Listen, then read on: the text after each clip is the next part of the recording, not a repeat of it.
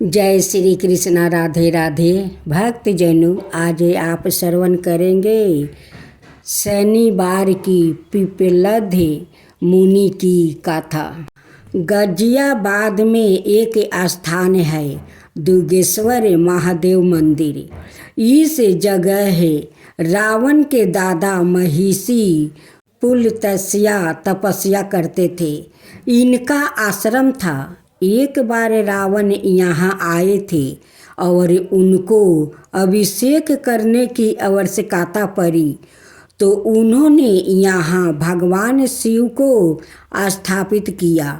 यहीं पर महिषी दधीची रहते थे। उनका भी आश्रम था। तो उनके यहाँ एक पुत्र का जन्म हुआ, जो जन्म से ही अत्यंत ज्ञानी थे। लेकिन उनके बलिया काल में ही इंद्रदेव ने महिषी दधीची की आस्थाएं मांग लिया, जिसे वर्ज बनाया गया बर्तासुर का वध करने के लिए। तब दधीची ऋषि की पत्नी ने भी अपने प्राण त्याग दिया। अब इनके छोटे से बालक को पालने वाला कोई नहीं था, तो वो वहाँ एक अश्वत्थ पीपल के वृक्ष के नीचे रहने लगे और उसी वृक्ष के पत्ते आदि खाकर वो जीवित रहे। जब वो कुछ बड़े हुए तो उनका पता चला कि उनके पिता और माता को शनिदेव की साढ़े सती के कारण अपने प्राण देना पड़ा। अगर वो वर्ज के लिए ना देते तो भी उनको स्वर्ग लोग जाना ही पड़ता। क्योंकि शनि दोष चल रहा था, तब उन्होंने क्रोध में आकर शनिदेव को भस्म करने के लिए हाथ में जल ले लिया। तब भगवान शिव की शरण में शनिदेव भागे। भगवान शिव वहाँ प्रकट हुआ, बालक को शांत किया। उन्होंने जो वरदान मांगे वो दिया और कहा, आज से तुम्हारा नाम पिपलध होगा। पीपल के वृक्ष के नीचे रहने के कारण आज से माता पार्वती और मैं अर्थात शिव ही तुम्हारे माता पिता है, और यही इसी वृक्ष के नीचे तुम्हारा निवास रहेगा हमेशा, और तुम पिपलध के नाम से पूजे जाओगे। जो कोई शनिदेव के दोष से पीड़ित है, वो यहाँ आकर तुम्हारा पूजन करे और तुम्हारा नाम लेगा, तो वो शनि दोष से मुक्ति हो जाएगा। दुर्गेश्वर महादेव मंदिर में आज भी पीपल का वो वृक्ष है। लोग पूजन करते हैं उस वृक्ष में पिपलध नाम से, और दुर्गेश्वर महादेव नाम से महादेव भी वहाँ उपस्थित रहते हैं। अब दूसरी कथा। कौन थे पिपलध ऋषि? इनका शनिदेव से क्या है संबंध? आइए जानते हैं। शमशान में जब महिषी दधीची के मांस पिंड का दाहे संस्कार हो रहा था, तो उनकी पत्नी अपने पति का वियोग सहन नहीं कर पाई और पास में ही स्थित विशाल पीपल वृक्ष के कोटर में 3 बरस के बालक को राख दिया। सवाए चिता में बैठकर सती हो गई। इस प्रकार महिषी दधीची और उनकी पत्नी का बलिदान हो गया। किंतु पीपल के कोटर में राखा बालक भूख प्यास से वो तड़प तड़प कर चिल्लाने लगा। जब कोई वस्तु नहीं मिला तो कोटर में गिरे पीपल के गोदो फल को खाकर बड़ा होने लगा। कालांतर में पीपल के पत्ते और फलों को खाकर बालक का जीवन ऐन कैन पराकारण सुरक्षित रहा। एक दिन देव ऋषि नारद वहां से गुजरे।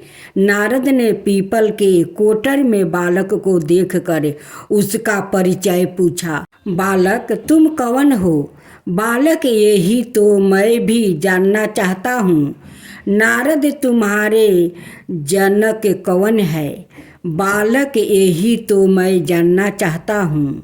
तब नारद ने ध्यान धरे देखा। नारद ने आश्चर्यचकित हो बताया कि ये बालक, तुम महान दानी महर्षि दधीचि की पुत्र हो। तुम्हारे पिता की अस्तित्व का वर्ज बनाकर ही देवताओं ने असुरों पर विजय पाई थी। नारद ने बताया कि तुम्हारे पिता दधीचि की मृत्यु के मात्र 31 वर्ष की आयु में ही हो गई थी। बालक, मेरे पिता की अकाल मृत्यु का कारण क्या था? नारद, तुम्हारे पिता पर शनिदेव की महादशा थी। बालक, मेरे ऊपर आई विपत्ति का कारण क्या था? नारद, शनिदेव की महादशा। इतना बताकर देव ऋषि नारद ने पीपल के पत्तों और गोदों को खाकर वो जीने वाले बालक का नाम पीपलध रखा गया और उसे दधीचि किया गया। नारद के जाने के बाद बालक पीपलध ने नारद के बताए अनुसार ब्रह्मा जी की घोर तपस्या कर उन्हें प्रसन्न किया। ब्रह्मा जी ने जब बालक पीपलध से वर मांगने को कहा तो पीपलध ने अपनी दृष्टि मात्रा से किसी भी वस्तु को जलाने की शक्ति मांगी। ब्रह्मा जी से वर मांगने पर सर्वप्रथम पीपलध ने शनिदेव का आहेलन कर अपने सम्मुख प्रस्तुत किया और सामने पाकर आंखें खोल कर भस्म करना शुरू कर दिया। शनिदेव शरीर के जलने लगे। ब्रह्मांड में कोलाहल मच गया। सूर्य पुत्र शनि की रक्षा में सारे देव विफल हो गया। सूर्य भी अपनी आँखों के सामने अपने पुत्र को जलता हुआ देखकर ब्रह्मा जी से बचने हेतु विनय करने लगा। अनंत ब्रह्मा जी सवाए पीपलध के सम्मुख पधारे और शनि देव को छोड़ने की बात कही, किंतु पीपलध तैयार नहीं हुआ। ब्रह्मा जी ने एक के बदले 2 वर मांगने की बात कही। तब पीपलध ने खुश होकर नियमित 2 वरदान मांगे। 1 जन्म से 5 वर्ष तक किसी भी बालक की कुंडली में शनि का स्थान नहीं होगा, जिससे कोई और बालक मेरे जैसा अनाथ ना हो। मुझे अनाथ को शरण पीपल वृक्ष ने दिया है। अत जो भी व्याकृत सूर्योदय के पूर्व पीपल वृक्ष पर जल चढ़ाएगा, उस पर शनि की महादशा का असर नहीं होगा। ब्रह्मा जी ने तथास्तु कहे वरदान दिया।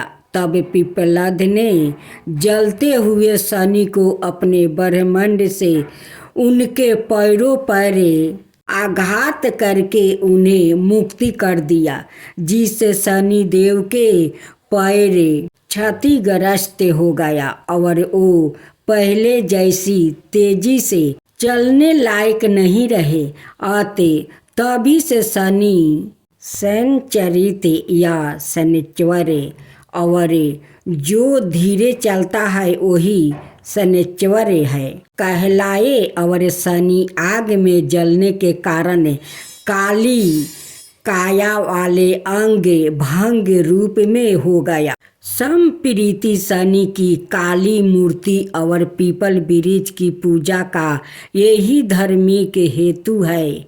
आगे चलकर पिपलध ने प्रश्ना उपनिषद की रचना की, जो आज भी ज्ञान का बृहद भंडार है।